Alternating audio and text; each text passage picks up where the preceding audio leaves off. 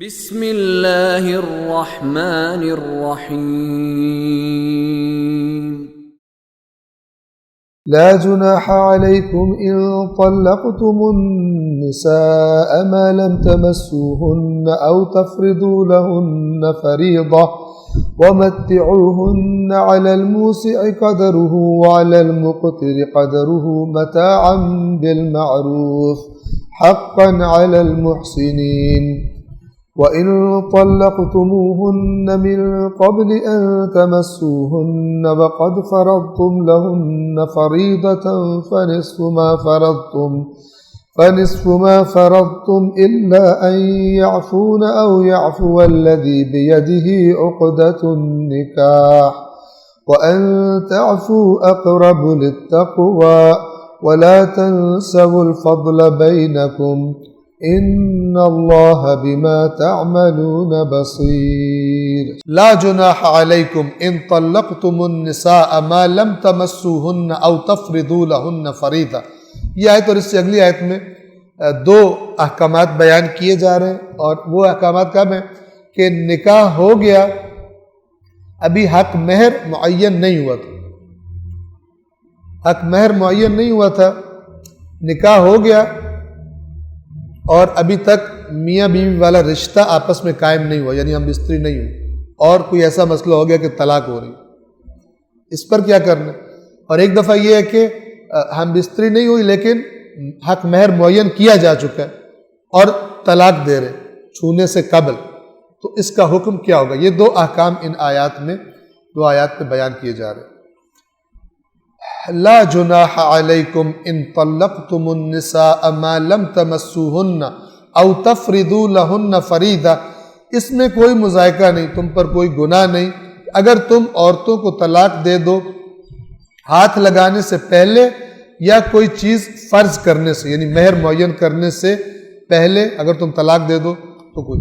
لیکن وَمَتِّعُوهُنَّ عَلَى الْمُوسِعِ قَدَرُهُ وَعَلَى الْمُقْتِرِ قَدَرُهُ مَتَاعًا بِالْمَعْرُوفِ. لیکن جب اگر طلاق دے دو، حق مہر اگر معین نہیں کیا، پھر بھی جو زیادہ وسعت والا ہے وہ اپنی مناسبت سے اس عورت کو کچھ دے دے، اور جو کم وسعت والا ہے، یعنی جو مالدار ہے وہ اپنی مناسبت سے دے کچھ، اور جو مالدار نہیں ہے، غریب ہے، وہ اپنی کچھ نہ کچھ دے صحیح، اگرچہ حق مہر معین نہیں ہوا لیکن کیونکہ نکاح ہوا اور بالآخر اس عورت کی ایک نسبت چاہے کچھ دیر کے لیے بنی، تو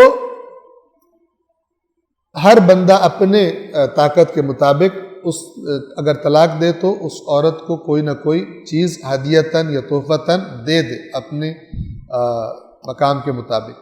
حقاً علی المحسنین،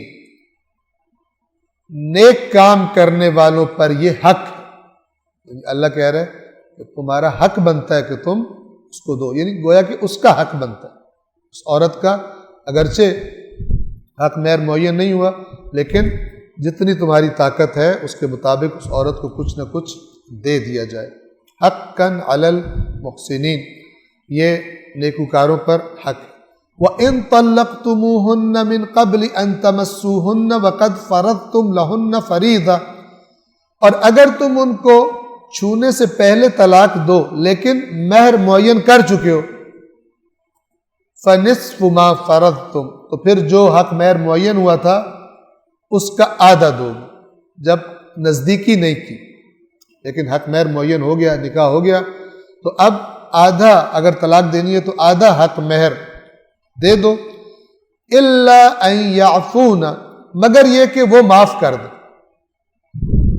وہ معاف کر دے سے مراد پھر وہ بات نہیں ہے کہ معاف کرو گی تو طلاق دوں گا، وہ معاف کریں. او یعفو الذی بیدہ عقدۃ النکاح، یا وہ معاف کرے جس کے ہاتھ میں عقد کی گرہ ہے، یعنی اس عورت کا جو ولی شرعی ہے وہ معاف کر دے. لڑکی معاف کرے یا لڑکی کا باپ مثال کے طور پر جو اس پر اس کا ولی شرعی ہے وہ معاف کر دے تو پھر دینا ضروری نہیں ہے، لیکن اس طرف سے معافی ہو، نہ کہ تمہارا مطالبہ، مرد کا مطالبہ. وَأَن تَعْفُوا أَقْرَبُ لِلتَّقْوَىٰ. اب اللہ تعالیٰ اپنی طرف سے جو تجویز دے رہا ہے وہ کیا ہے؟ اگر معاف کر دو تو یہ تقویٰ کے نزدیک تر ہے، یہ اللہ کو زیادہ پسند ہے.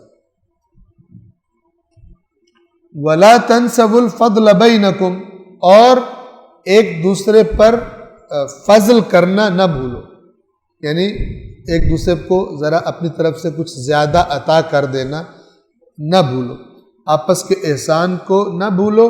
ان اللہ بما تعملون بصیر، یقیناً جو تم عمل کرتے ہو اللہ کی تمہارے اعمال پر خوب اچھی طرح سے نگاہ ہے. صلوات پڑھیں محمد و آل محمد پر.